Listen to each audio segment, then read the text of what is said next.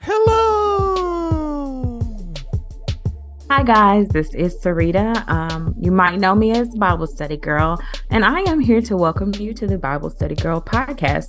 The first voice you heard was the executive producer of this podcast, Bible Study Brother. Yo, what is up? It is I, Bible Study Brother, but I'm also known as Icarus Gray, the Christian hip hop artist that just dropped a new album that y'all should go check out. I changed my stuff up because, I dropped an album. It's out. I just am claiming blessings that it is doing amazingly well, and I'm so shocked that my show went the way that it went because God is pouring blessings. But anyway, let me reel it back and do it the right way. What's good, people? It is I, Bible Study Brother, but I'm also known as Icarus Gray over at Gray Area Anime. But this is the most wonderful podcast of your day. And again, I say, Gray Matter out. Yes, the Gray Matter album is out. You can get it on all streaming platforms. This boy is ready for you to hear his work and interact with him and comment with him. So thanks, guys, for tuning in to another episode of the Bible Study Girl podcast. We're super, super excited to continue into our blog recap series. If you're new around these parts, you don't know what that means. So let me kind of help you guys out and steer you in the right direction.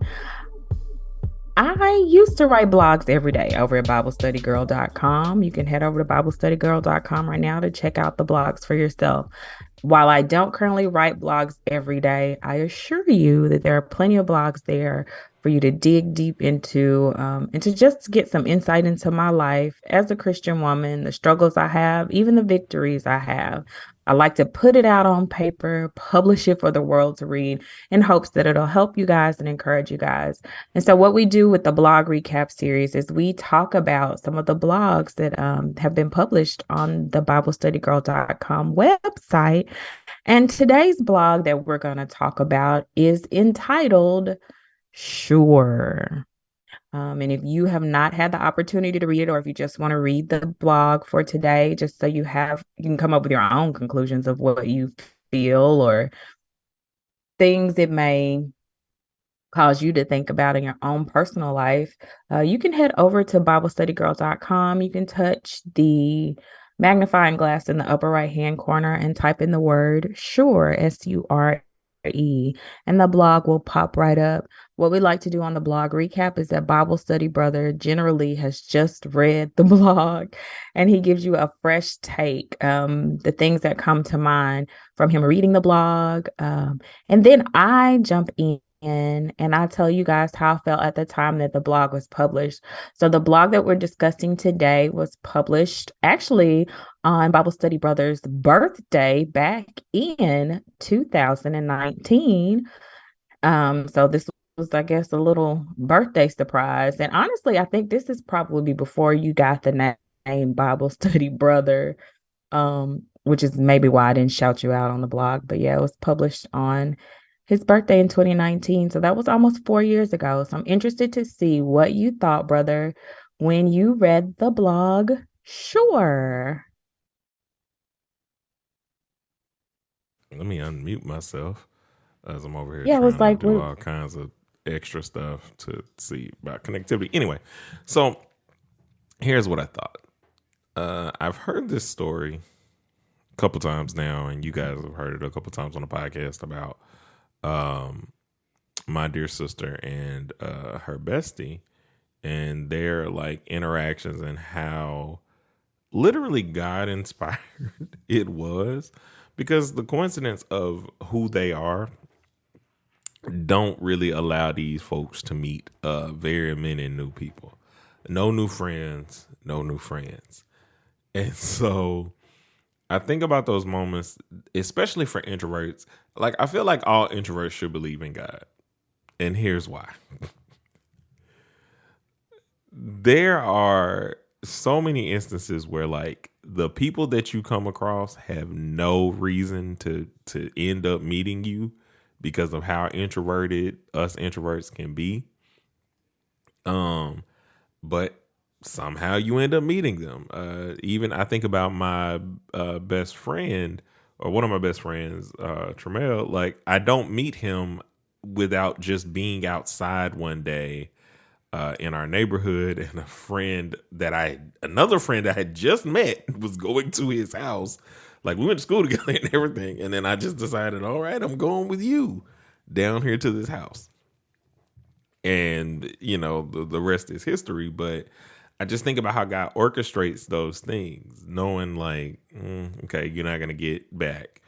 Uh, Kanae and I have talked about about how we ended up back in each other's lives like that. Again, I didn't go out and seek.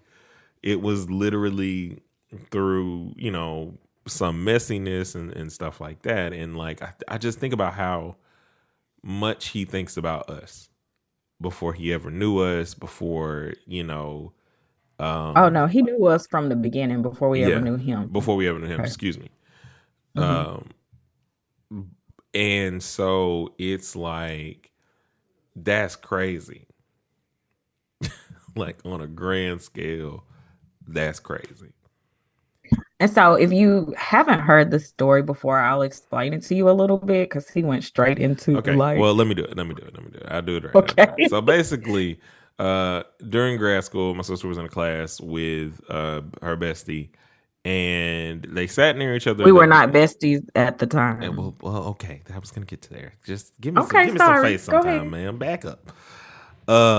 And so both of them were introverts, didn't know each other. They didn't really talk. I mean, they would talk like class stuff, and then randomly, um, she gets asked to go to this Kojic music convention in Memphis, just out of nowhere, which is so out of character for her now bestie that it's crazy to me to be like, yeah, that was God led. And then also very God led was my sister's response of just sure. Immediately, no hesitation. Like I don't know you from, anything. I just don't know you, ma'am. And she just said yes. And therefore, their friendship, blossomed from that point.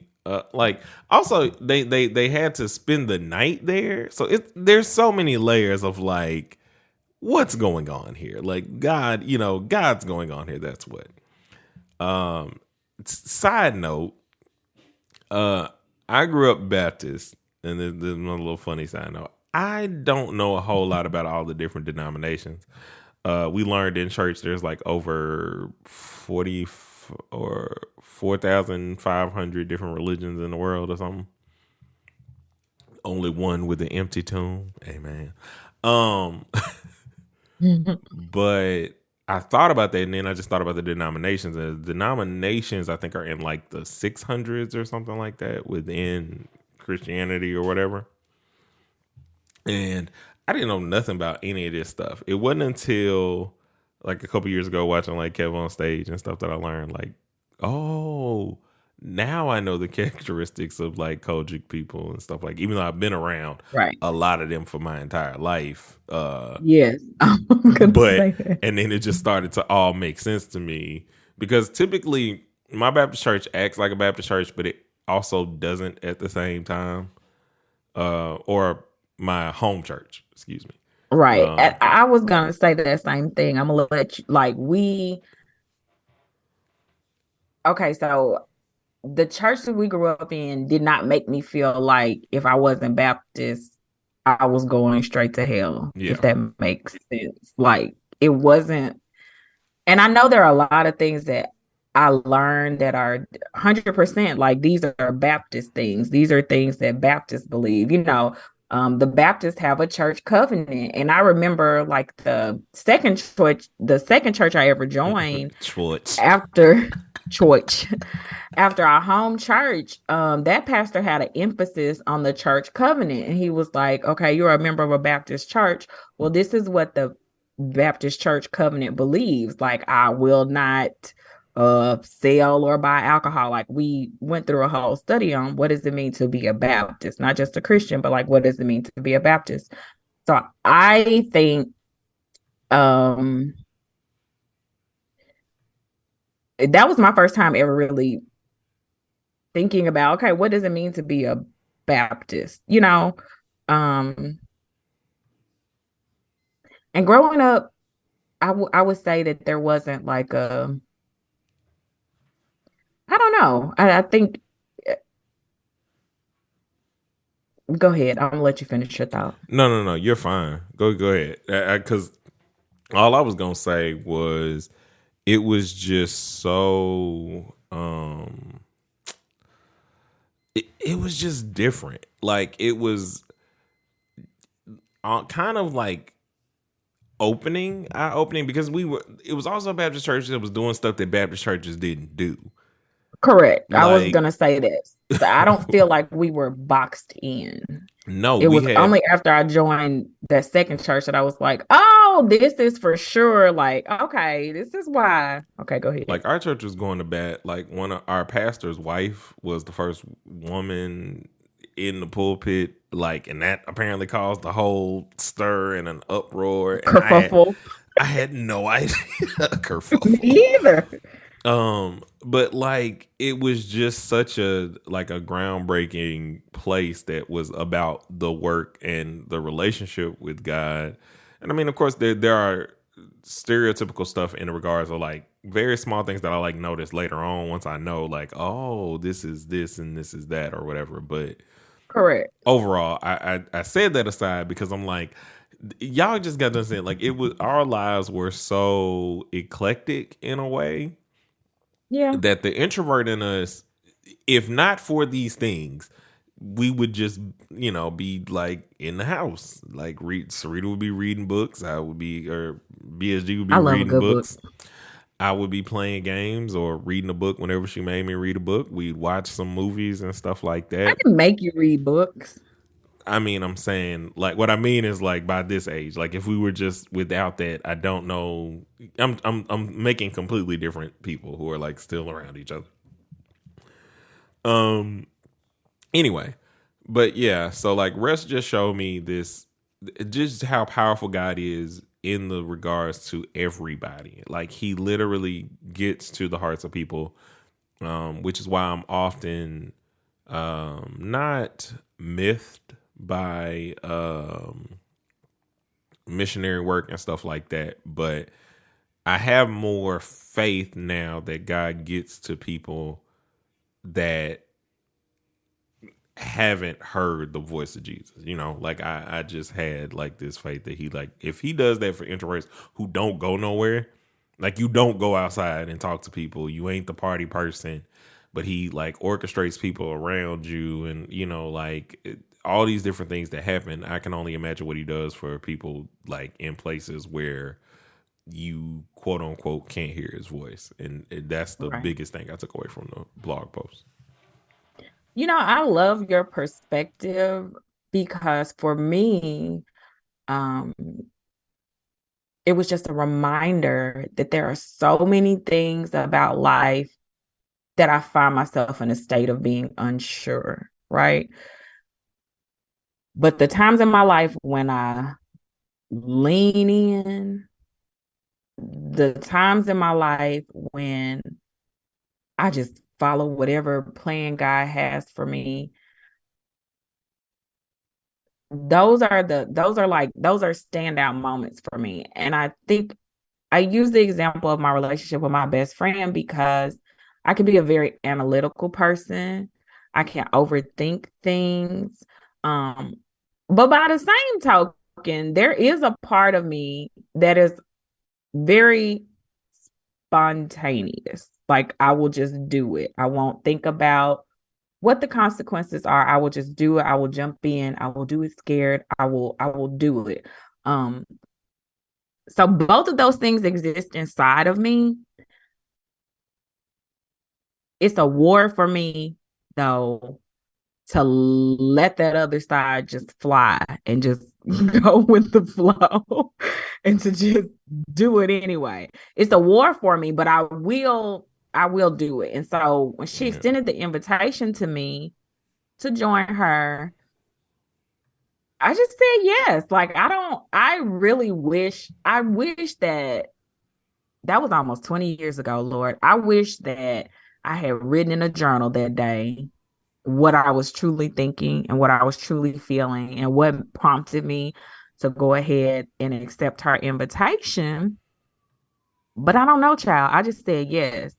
And like Bible study brother said, the fact that she even extended the invitation is like, that's Jesus work, y'all.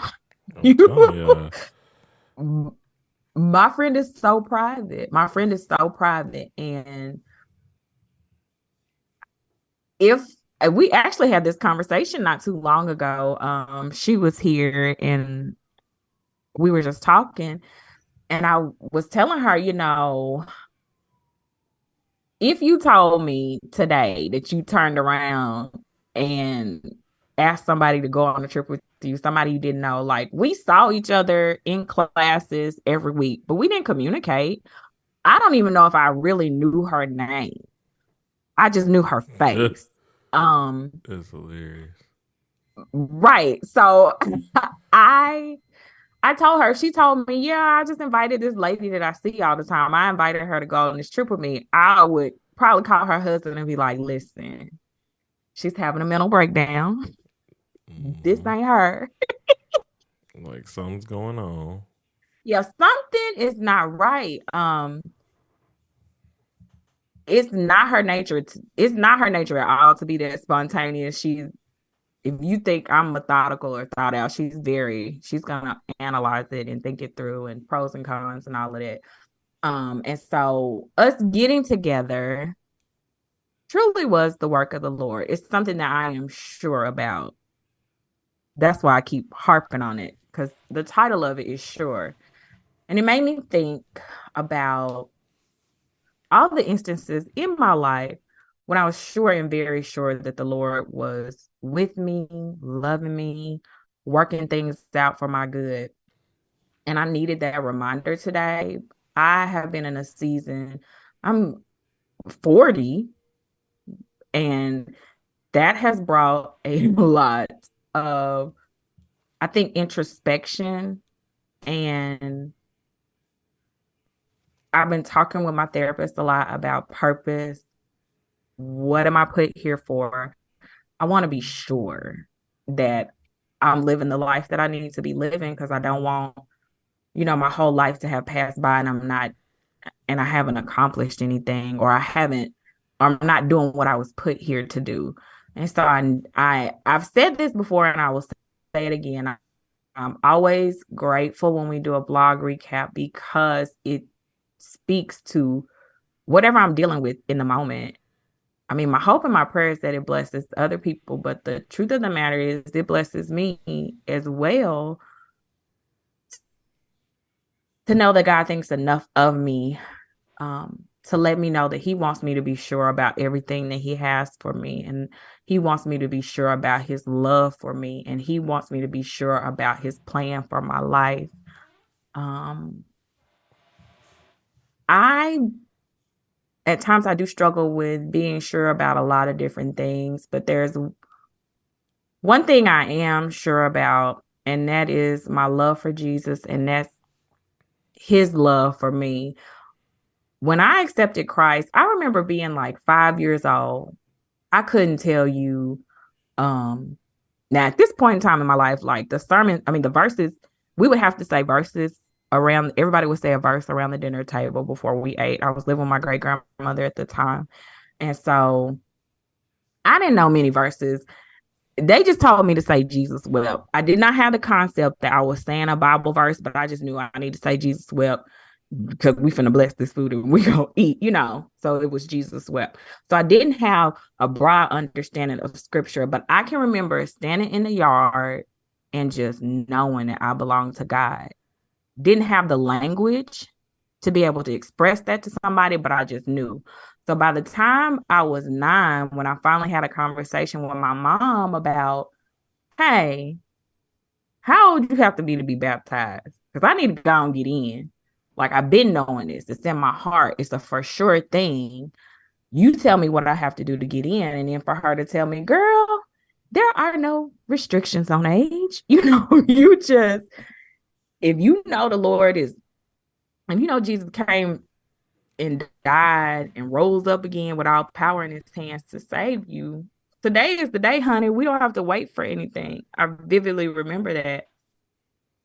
I was sure about that. And I think the older I get and the more life, um, I guess maybe even beat me down is the word I want to say. The more life has beat me down, I forget, how sure I was. I forget my conviction. I forget knowing his love for me. And so these blog recaps always remind me, and like I said before, they always speak to the specific season that I'm in my life. And so I'm grateful that I have a reminder that I can be sure of Christ's love for me. There are so many moving pieces in the puzzles of our lives, and it's easy to get caught up in goals that we can set for ourselves that are not necessarily what God would want us to do or what God has for us, but we're on a track, we're on a path, we're going to make this happen. Um, and when you do that, I find for myself that I become more unsure because this is really what you want for me, God. I get caught up in the details. That is one of my character flaws. Like when planning an event, I can get caught up, label up correctly. Girl, we got big view. We have 12 more tables that need to be set. You're going to have to come up off, look at the big picture. So I get caught up, I think, sometimes in the details, but I need to be more sure that God is going to move me in the direction that I need to go. And so I'm glad we recapped Sure today. I think it was very timely for me. I think it was very timely for me. I just think about like, cause I don't know, something about the process of getting to releasing the album that was really difficult for me. And it was like trusting to just do what he asked me to do. You know what I'm saying? Like sharing this album is so personal for me in a lot of different ways about a job or a career that's not somewhat about being you can be private, but it's really the creating and the crafting of it. You're still sharing yourself with people Right. on a big scale, and it was incredibly difficult for me to um do this first album where I'm discussing my faith. I'm discussing how my faith got me through uh the roughest times of my life and making a decision to actually try to go after um my music in a way that I've never done before, with a message that I haven't had in my music, um not as it's like the central focus and thought. Like that just wasn't something that I did. And so now to be, oh good gosh, there are so many notifications going off everywhere on my like laptop, and like it was not doing this earlier, but anyway. um but it's just a strange thing of like, wow, like, wow, God, like you really have put me in positions with people, even though I don't really go nowhere. Like, this is a new city for me, this is a new situation for me, and you brought people into my life just off of happenstance of these people being around. It is a hard thing to like engage with people when you're a new artist and you go to these shows. Like, you can say what's up to folks, but that don't necessarily mean that a lot of people are going to be open to your what's up. They there Right. to build their fans and get up out of there. And so to have all of these things that are kind of happen, I am sure that this is one of the things that God wants me to do amongst the plethora of talents that he wants me to make sure that I'm using. I'm glad to hear, brother, that you have some surety about yourself. I was gonna say to you earlier, but I just didn't. I was surprised that you described yourself as a Christian rapper or whatever verbiage you used when we started the podcast. I think that was my first time ever hearing you say this is part of who I am. I think before it was more open Mm-hmm. to interpretation. So that was surprising for me. So that's something you've got more clarity on. Yeah.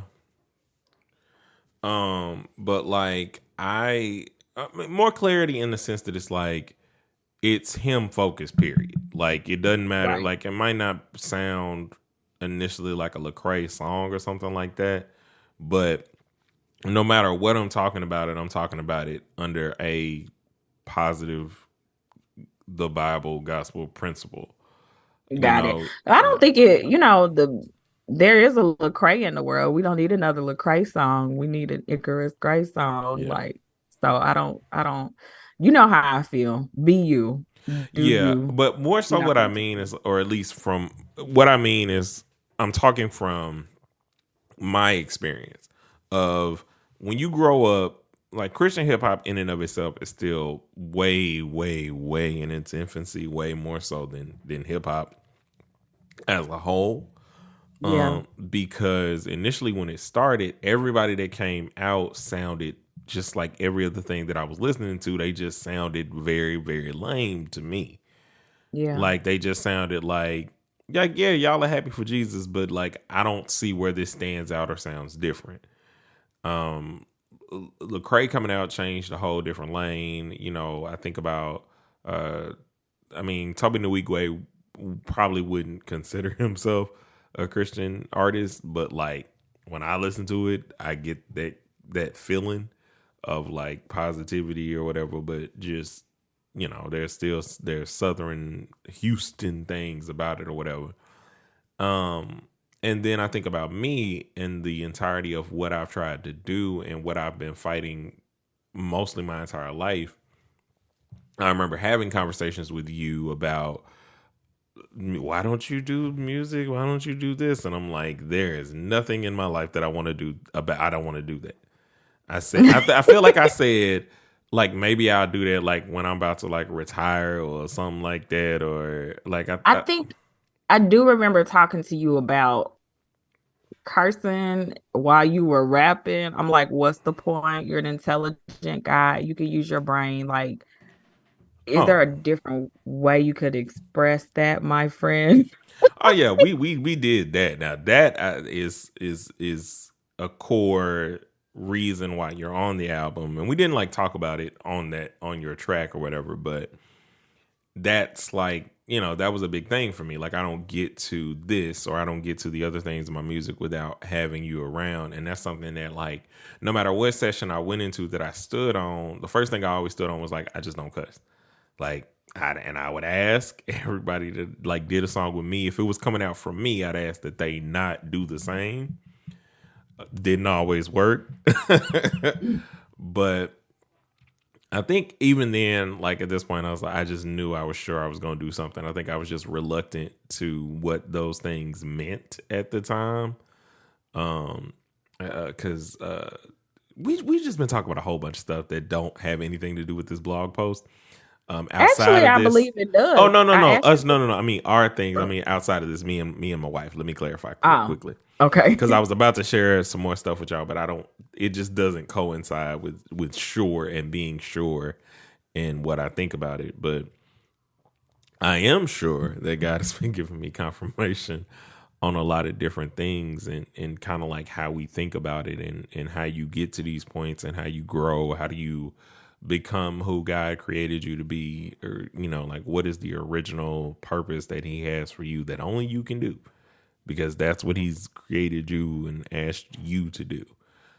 Not that He can't do it without you, but He'd rather do it with you, which is a lovely thing that we'll get to It talk is a about here soon. lovely thing. The first time I think I ever heard that God extends an invitation to you to work with Him, was when we were, and I think the name, Lord, help bring it to my memory, Lord. It's not Purpose Driven Life. You talking about It horizontal Jesus? It's not Horizontal Jesus. It is really, really good experiencing God. That's what Okay. it is. Okay. So the first time I ever heard that God extends an invitation to you to partner with what he's going to accomplish in the earth was in experiencing God. And you just talked about, an invitation, an opportunity to walk out your purpose. Yeah, he can do it without you, but he's giving you an invitation. He's extending the invitation. Hey, partner with me. I mean, if you don't do it, I'm going to extend the invitation to somebody else. So my prayer for anybody that's listening to this podcast today really is that if God has extended an invitation to you to get something done, I want you to be sure and just take his hand and accept the hand that he's extending. And that might even be for somebody that's unsaved, that's never accepted Christ as their personal savior. And you feel the tug, you feel the pull, you feel the invitation. He's talking to your heart. Today is the day. Now is the time, because tomorrow's not promised to us. So if you believe that Jesus Christ died for you and got back up on the third day, today is the day, and now is the time, and you can accept him, you can receive him. He died for you. Oh man, I didn't know they was gonna open the doors of the church. Always, you have to open the doors of the church. If you feel that tug and you want to be sure and very sure, now is the time. And I know we talk about life and how we process life and all of that, but I don't ever want us to get away from the fact that this podcast is not about Bible Study Girl. It's not about Bible Study Brother. It truly is about Jesus Christ, the gift he offered. Are you willing to accept it and trust him with your life? Are you sure with the direction that you're walking in right now? You can be sure. And I talked earlier about I need constant reminders that I'm worthy.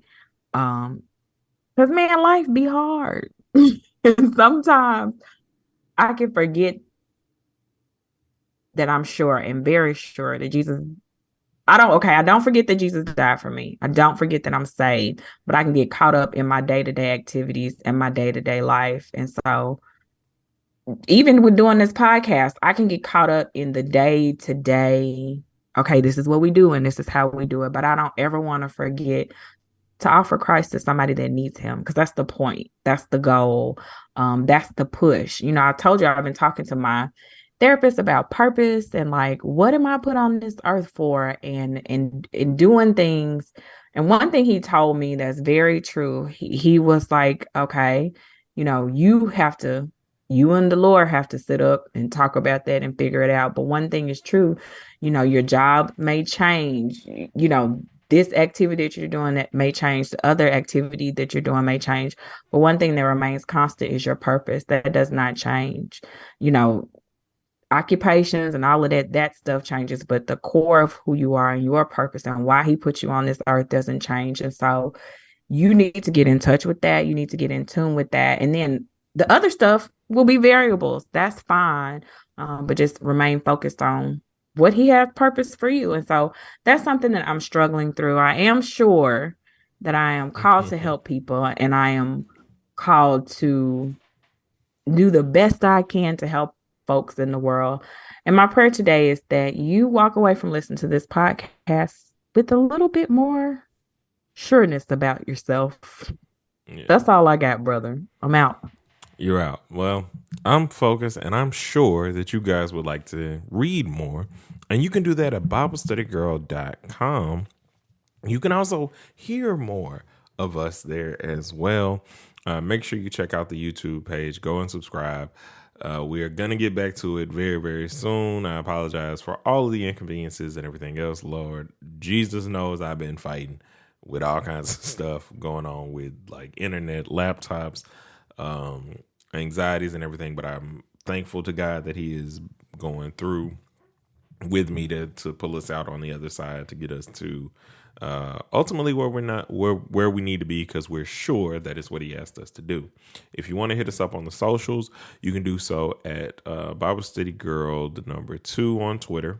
On Instagram, it's _ Bible Study Girl. Facebook, Bible Study Girl page. Make sure you follow there. You'll get updates on the blog posts as well as any video content that we do.